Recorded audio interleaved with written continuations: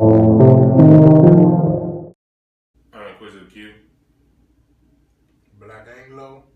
This is the eavesdrop. So right now, what I want to do is take a second to let the people know or help the people understand why you're an asshole or the asshole that you're perceived to be. Because I mean, it's not necessarily being an asshole, but it can come off as that. But I want to clear things up. First off, by asking, what makes Inquisitive Q inquisitive? What makes me inquisitive? The fact that I feel like I'm a dumbass. And someone may say, well, no, but no, I really do. I feel like there's a whole lot of shit that I don't understand. And what makes me inquisitive also is that I'm very mischievous. Like, it's really fun for me to get someone inside a logical puzzle they can't get out of. Or, like, Jackass is one of my favorite shows as a teenager. So things like that. I love Jackass. I still do. Things like that, like mischief. But in order to mess with people's minds and be mischievous, is that when you come across someone who's smart or intelligent, you gotta be smarter or more intelligent. Intelligent meaning well versed than that person. So that's where it really comes from. But me being an asshole is just me not being able to communicate to people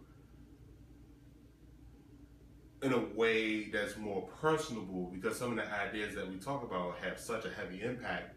I cannot divorce myself for that seriousness. So you mentioned communication and how you're not a good communicator, but for a person who understands language and linguistics and have somewhat mastered it to the point where you can talk, how do you miscommunicate? Rhetoric. And inside of my rhetoric, I don't have the best decorum. And so you're not PC. Totally not PC. Not even just PC in the sense of what it is I say. I'm not PC in what it is I wear. Like, look what I got on. I know I'm going on camera, but I just don't care. I made your I just don't care. You can talk how to not offend people, and you can say the most raunchy shit. But I don't know how to do that. I don't know how to tell someone that, okay, I'll say this. I text you earlier, and I text a couple other people talking about intelligence. And I was saying that, and someone took that I said intelligence was like this privilege thing, and I tell people all the time, it really isn't, because people come to you and they expect you to solve a problem that they have, or to answer a question, and when you give them that answer, or a answer that you have thought through logically and so forth, is not necessarily the thing that they want to hear. Not everyone wants to hear. The best way to get what you want from people is to have mutual interest with that person and actually care for that person's interest to get what you want. Therefore, you don't have to worry about the back end. But someone was like, why can't I just do this and why can't I just do that? Like, you can try, but it's ineffective. And people take that as, well, fuck you. You just ruined my dreams. Well, that's kind of true. I can kind of agree with that, because I feel like somebody being super intelligent, or your geniuses, if you want to call them, that's where the disconnect happens when they're trying to communicate to the masses, the layman, or the person who isn't on that level, because you're speaking something that's just crazy, unheard of. For instance, like Einstein, for the most part, and he's trying to explain his theories to people, and it's like, bro, what the fuck are you talking about? But it's like, you're intelligent, but it comes with a price of understanding how to simplify and make things sophisticated in its simplicity. Yeah. And what decorum does is that, sorry for cutting you off if I did, but what decorum does is that it teaches you to read your audience and to gauge your audience. So, I wouldn't say I'm an Einstein. I don't necessarily think I'm a genius. If I am a genius, I wouldn't be highly upset. But understand what you're saying is that, and the reason I'd be upset if I was a genius is because the only thing genius means is that I'm well versed in an area of subject of study. I'm well versed in that area of study. So when I speak, I come with the expectations that you have already read this mountain of work that I'm referencing. Mm-hmm. And if you haven't read this mountain of work that I'm referencing, you want me to bring you to where I am, but at a certain point in time, I'm impatient. So I'm very impatient. So when a person is like, okay, bring me to where you are, and they want you to like curry their ass there, I'm not doing it. Because some people will ask, people like small talk. I can't stand small talk. I really don't care for small talk.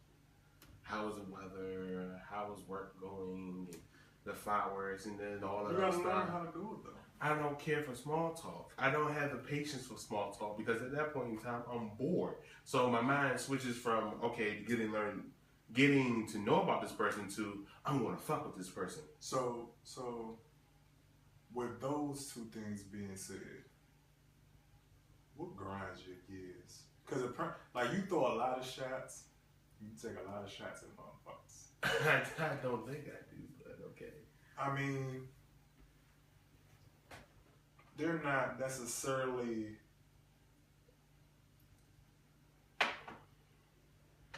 misinformed shots, but it's a tendency to call people out for a truth where people, in my opinion, like to stay in the dark, if you want to say. But it's like, why go that extra mile? And what like really grinds your gears to make you be like, this shit right here is this, and that. And what the fuck is it? Like, I hate authority.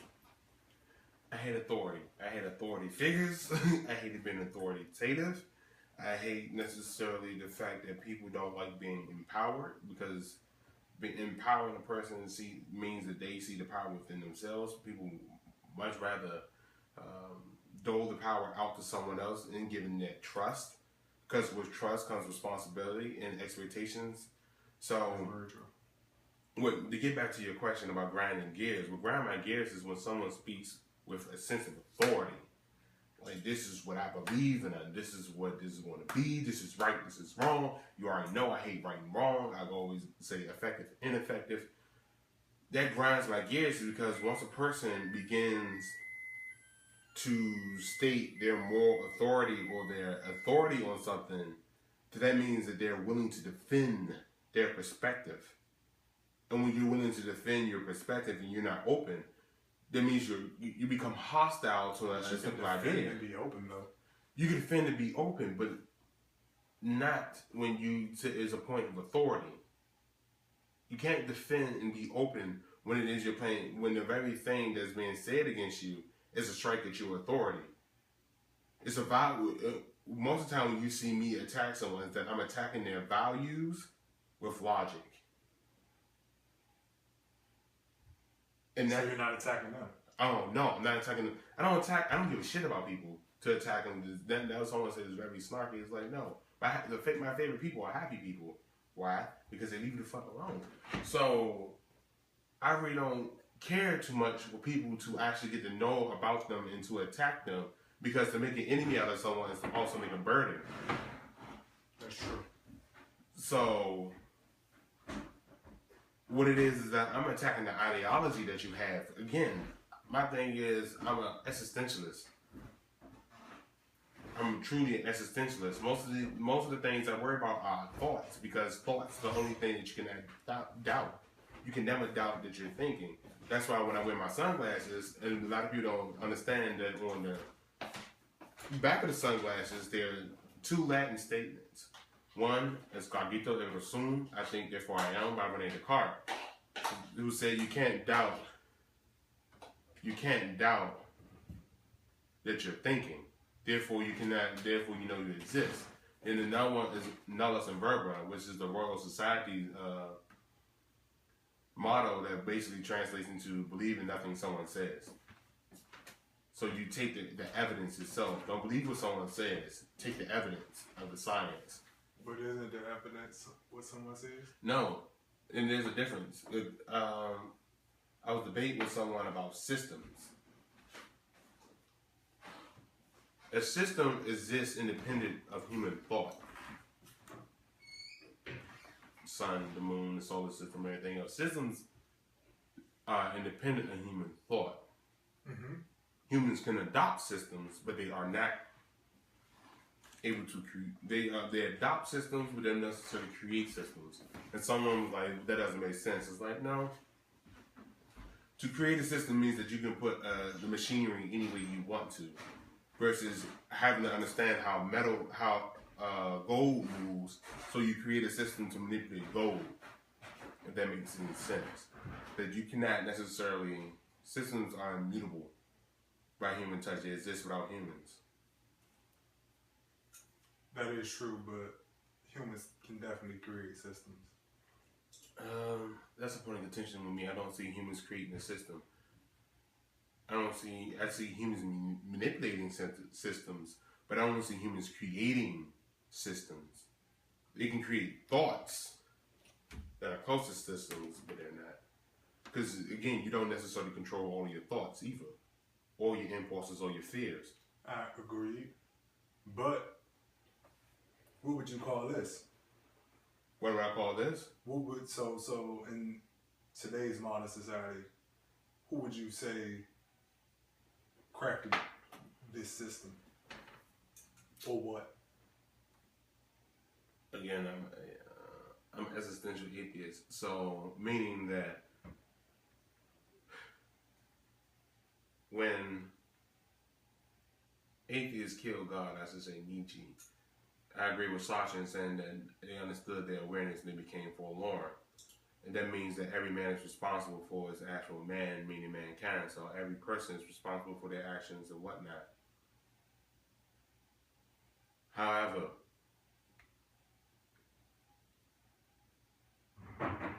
there's men who see themselves independent of others and see how their life is supposed to be, so they project that upon other people because that's how they want their life to be. So to answer your question about who created this system, I would say a person, mostly a man, some odd centuries ago, who believed the best way to live a happy life is to live in opulence. And the only way to live in opulence, because you have to pillage and take it from other people, But that means people you have to create oppress them. systems. No, I don't necessarily believe they have to create systems, because I don't also know what would govern that man to do that. Because that means that he also has fears, and fears are irrational. But I don't think that... But fears can govern.